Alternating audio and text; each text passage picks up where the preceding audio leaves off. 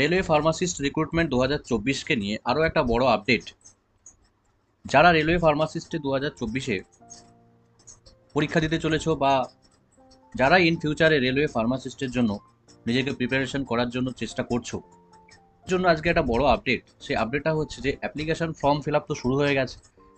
Already অ্যাপ্লিকেশনের যে link online অ্যাপ্লিকেশনে, সেই লিঙ্ক আমি প্রোভাইড করে দিয়েছি গত ভিডিওতে, এবং আজকের ভিডিওতেও আমি ডেসক্রিপশন বক্সে লিঙ্ক আরেকবার প্রোভাইড করে দেবো। যারা এখনো অ্যাপ্লিকেশন ফর্ম ফিল আপ করনি, তোমরা হচ্ছে ওই লিঙ্কে গিয়ে এখানে অ্যাপ্লাই বলে অপশন দেখতে পাবে। অ্যাপ্লাই অপশনে গিয়ে ক্রিয়েট অ্যান অ্যাকাউন্ট করতে হবে যদি ফ্রেশ অ্যাপ্লিকেশন হয়ে থাকে, আর যদি অলরেডি অ্যাকাউন্ট করে থাকো তাহলে এই নিচের যে অপশনটা অলরেডি হ্যাভ অ্যান অ্যাকাউন্ট, সেই জায়গায় ক্লিক করে ফার্দার প্রসেসিংটা করতে হবে। এরপরে চলে আসি যে 2024 যে রেলওয়ের রিক্রুটমেন্ট যে প্রসেস, সেখানে অনেকের একটাই কোশ্চেন যে কোন সাবজেক্ট থেকে কত কোশ্চেন হয়, বা কোন সাবজেক্টগুলোকে বেশি করে ফলো আপ করা উচিত, বা কোন সাবজেক্টে কোশ্চেন কি ওয়েটেজে হয়ে থাকে, বা কোন আরআরবিতে কত কম্পিটিশন কম বা বেশি কত হচ্ছে, বা কিভাবে সেটা বোঝা যায় সাধারণত। তো দেখো, এইখানে আমি তোমাদের জন্য স্পেশালি কয়েকটা ইনফরমেশন আজকে দিতে চাইবো। যে ফর্ম ফিল আপের অলরেডি ডেটটা আরও একবার মনে করিয়ে দিই। ক্লোজিং ডেট, যেটা শুরুর ডেট কিন্তু 17 তারিখ থেকে শুরু হয়েছে, ক্লোজিং ডেট কিন্তু 16/9/2024, এবং কারেকশন উইন্ডো কিন্তু 17/9/2024 থেকে 26/9/2024 পর্যন্ত ওপেন থাকবে।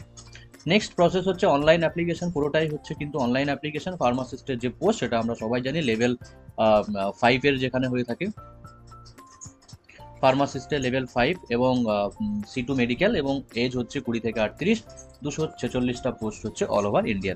দেখো, এবার হচ্ছে যে আমরা ফার্স্ট এটা দেখবো যে কোন আরআরবিতে কত ভ্যাকেন্সি।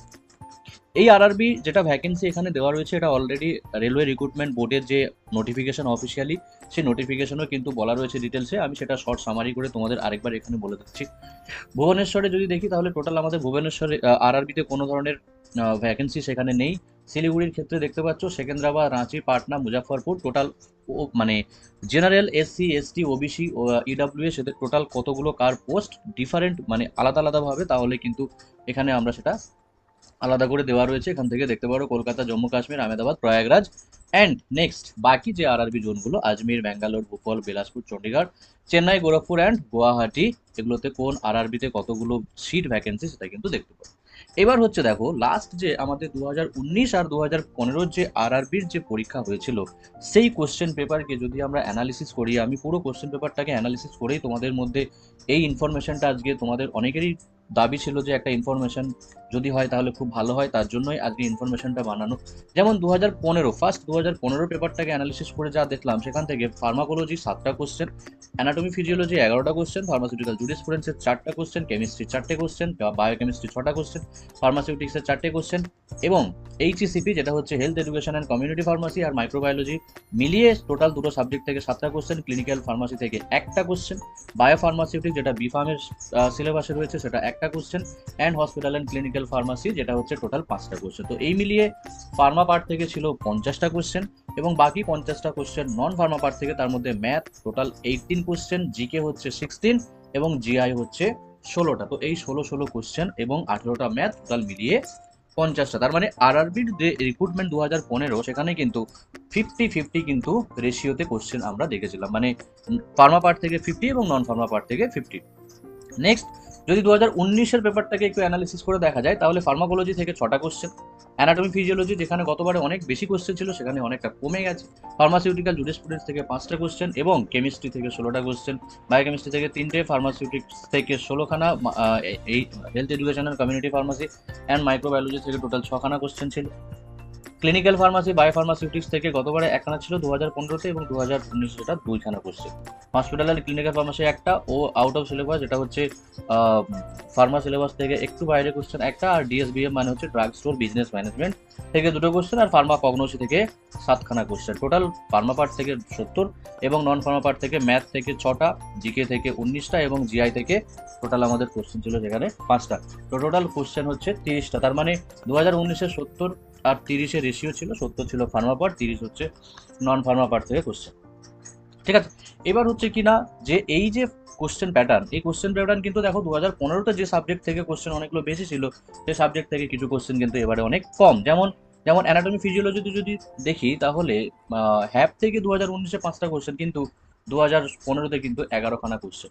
তো সুতরাং কোন সাবজেক্ট থেকে কোশ্চেন কম হবে, কোন সাবজেক্ট থেকে কোশ্চেন বেশি হবে, সেটা কিন্তু বলাটা একটু ডিফিকাল্ট। তো আমাদেরকে কিন্তু পুরো যে ফার্মা সিলেবাসটা, সেখান থেকে আমাদের প্রত্যেকটা সিলেবাসটাকে কমপ্লিট করে স্টাডি প্রিপারেশন নিতে হবে। এবং তার ফলে হ্যাঁ, কিছু সাবজেক্ট বলা যেতে পারে যেগুলো মেজর সাবজেক্ট, প্রত্যেকটা পরীক্ষাতে একটা মেজর সাবজেক্ট আসে, ফার্মাকোলজি, ফার্মাসিউটিক্স, যেমন কিছু সাবজেক্ট থাকে সেগুলো তোমরা বেশি বেশি করে ফোকাস করতে পারো, কিন্তু প্রিপারেশন কিন্তু প্রত্যেকটা সাবজেক্টকে ফোকাস করেই চলতে হবে।